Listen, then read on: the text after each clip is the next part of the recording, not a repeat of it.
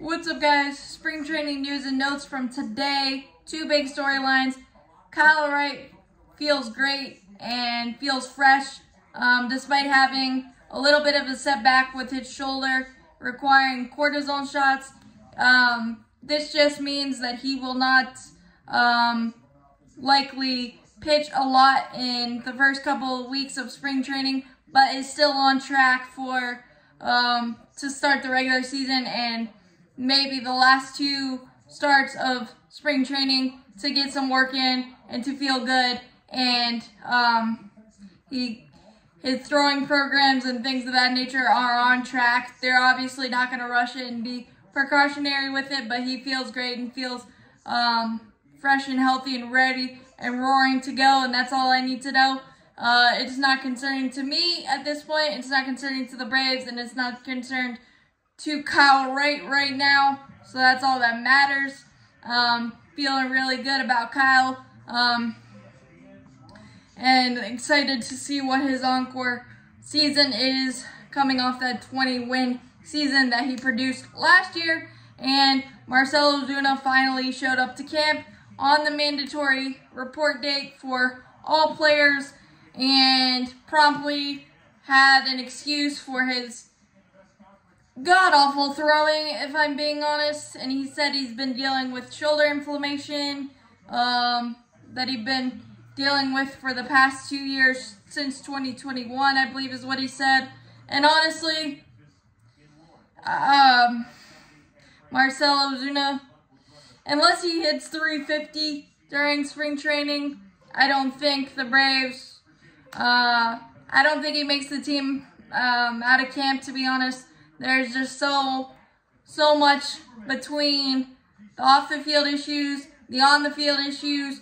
Max Fried could have put up more competitive at-bats than Marcell Ozuna did, and the limited appearances he had at the latter part of 2022. And honestly, I don't think it's a really good look that he's one of the regulars that decided to show up at the last possible minute that he had to, when he has so much to prove and so much to work out. And if that kind of quote and that kind of thing feels like he only cares about getting the bag and not really caring about his teammates, the fans, any of that, and saying that he knows that there are fans that still love him and he's not going to care about anybody else.